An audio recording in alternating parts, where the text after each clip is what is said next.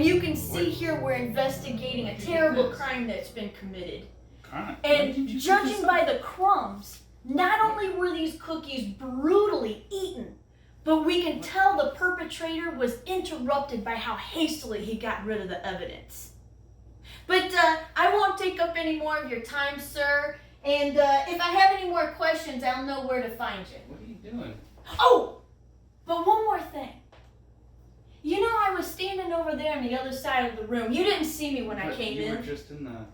And I noticed you didn't seem too surprised when you saw the crime scene. Almost as if you already knew it would be there. But anyway, you have a good day, sir, and we'll be talking. What in the world? Why did she do this? Hello, foodie friends. Welcome back. I am so excited because I found a cookbook based on one of my favorite TV shows of all time, Columbo. So when I saw this, I knew immediately that I had to get it and try a recipe out of it. Now, for this week, I decided to do Dick Van Dyke's Chicken Florentine recipe. You know, he played a murderer in the 1974 episode Negative Reaction. What are you doing? I'm just doing the intro. You're kind But what did you do with the crime scene? Did you already clean it up? I didn't clean anything up. Where'd the coat go? You had a coat on. No, this is an apron. That is, yeah, but before. No, I've always had the apron on. That's what I do for the intros. You had a different new coat. No, I haven't bought anything in like forever. No, I think I think you're a little warm. I think maybe you're a little overworked and you kind of maybe don't feel good right now. I think maybe you should go take a nap. You'll probably feel better after your nap. But you don't have to do anything for this. I'm gonna cook all of this. I'm just gonna go take a nap. Okay. I'll call you when it's done. But go ahead and sleep the whole time. It's fine. Okay. Okay. I'll wake you up in a little bit. Okay. Yeah, I don't know what that was about. So anyway, this is what we're gonna do. So I'm gonna go ahead and get everything kind of prepped and ready, and then we're gonna go ahead and cook it. Pause here to write down what you'll need to follow along. First, you're going to get everything ready to go ahead and bread your chicken. So in your first bowl, you're going to put your flour, salt, and pepper. The second bowl, you'll put your egg with about a tablespoon of water and beat those together. And then your third bowl is going to be your breadcrumbs and your cheese.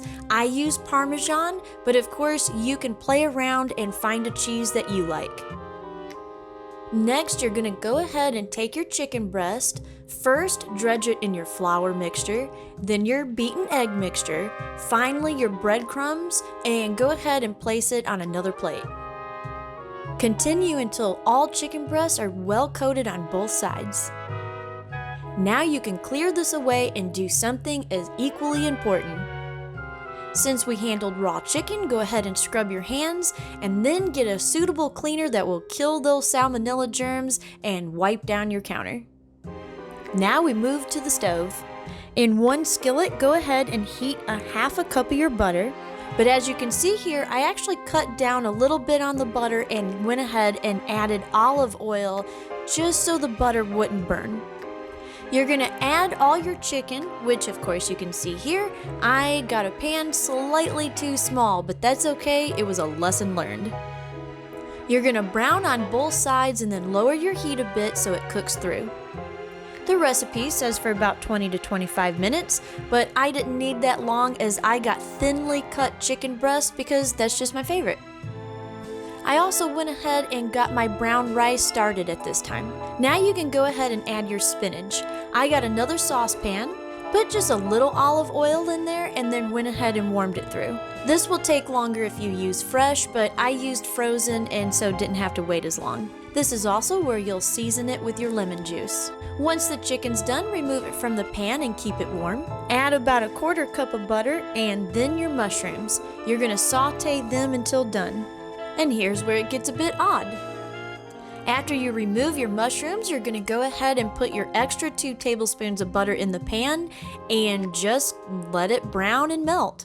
In the meantime, I went ahead and plated it up on one of my grandmother's vintage dishes, which you can see it was absolutely perfect with this chicken dish. I put a bed of rice on the bottom, and then went ahead and got the spinach, and I put a bed of spinach on top of the rice. I absolutely love the fluted edges of this dish and was so excited to use it. Now you're going to lay your beautifully browned chicken breast on top of the bed of spinach and rice.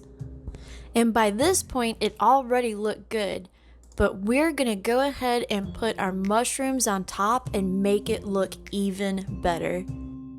I actually think this is one of the prettiest dishes I've ever made. This would be the perfect dish to make if you had guests and just wanted to make a beautiful presentation at the table.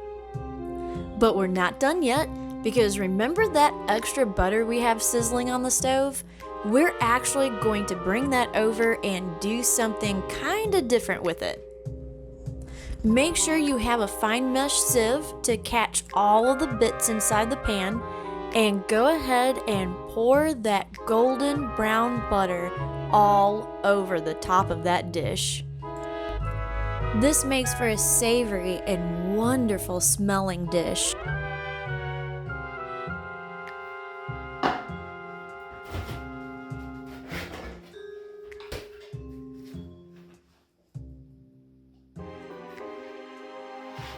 Excuse me, sir. Ah! Something's been bothering me. Where'd you come You know, from? just these little What are you things, doing? they just get stuck in my head and they just won't let me let it go. You know what I'm saying? It's Oh, I just know little exactly what you're problems that saying. just nag at me. Yeah, And there was I know how that feels. something that kind of got me our last meeting. Hold on. I wrote it down. Hold on. Yeah. Here we go. Am I going Yeah, crazy? so I'm the losing first it. interview that we had, when I mentioned the word evidence, you know, you looked right at the trash can, the very place we found that evidence. Now I asked myself, that could have been a coincidence, but Or I also thought maybe it isn't. But I thought maybe you might have a good answer for that. You go ahead, sir. that's where you put trash, in the trash can. Yeah.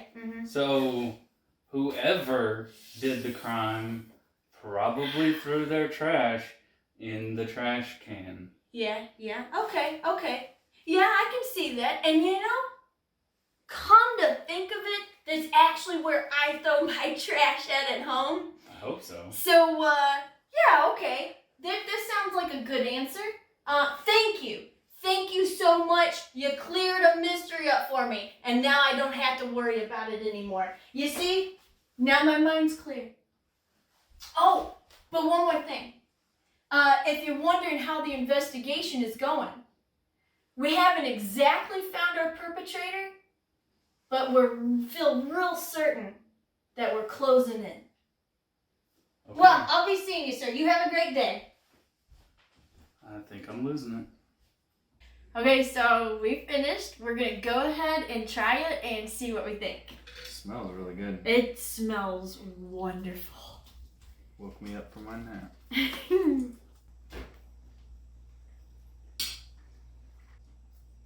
Yeah, this is a good dinner. Very good. This is an excellent dinner. And what I really like about it is the fact that it's kind of like a one-pot dish. Yeah. So you got your carb, you got your meat, you got your mushrooms, you got your vegetables all in there. You're kind of done. Like, you could just serve this with a salad, which with the amount of butter that's in this dish, you probably want to serve it with a big salad. So I'm going to go ahead and give this dish probably a 4 out of 5. It's not probably like the best chicken dish I've ever had, Right. but it's really close up there. Yeah, I would say 4 is fair. Yeah, and now in terms of the cookbook itself, now I'm not going to rate this in the traditional sense from some of the past cookbooks that we've reviewed, just because this cookbook is super niche. Yeah. I mean, it is made for people who love Columbo. And that's pretty much it. If you love old stars, you know, like like we did Dick Van Dyke's. Yeah. But each recipe in here is actually a recipe from the main star who played in each episode. So it's really cool. You get like a lot of really neat and varied recipes from a lot of very interesting actors and actresses from the 1970s and 1980s. So that's really cool. Plus she goes kind of into like a little synopsis of each episode, and and then she has her own notes about it. It's just I think a wonderful all-around cookbook. Now I had to pick this up from Amazon because actually, as far as I can tell, that's the only place I've seen it for sale. Okay. If you love Columbo and you love 1970s television and TV stars, you're gonna love this. I mean, I can't wait to actually make some more recipes out of this. So I'm gonna go ahead and, for myself, because I love Columbo, I'm gonna give it a 5. Yeah. Yeah, and I would highly recommend any Columbo fan out there, go ahead and pick this up. You're gonna love it. You're gonna have a lot of fun with it. So that's all we have for you in this episode. Next week, we're gonna go ahead and do a part 2 with our Cooking with Columbo cookbook, because how can you do a Columbo cookbook without trying the famous Columbo chili? So that's what we're going to be doing next week. So is that when we're going to finish up the whole like crime scene and trench coat thing and stuff? What are you talking about? No, we're going to do the chili. That's going to be part 2. Yeah, and you're going to do the whole investigation Columbo thing. You know, I think maybe I woke you up too soon. Sleep really good tonight. We'll see how you feel in the morning, and if you're still not feeling too good, we'll go ahead and schedule you a doctor's appointment. But until then, we're gonna close this out, and we'll see you next week with our Columbo chili. Okay. If you like this video, make sure to hit the like button and hit the subscribe button for future videos. In the meantime, here are 2 videos you may enjoy. Thanks for watching.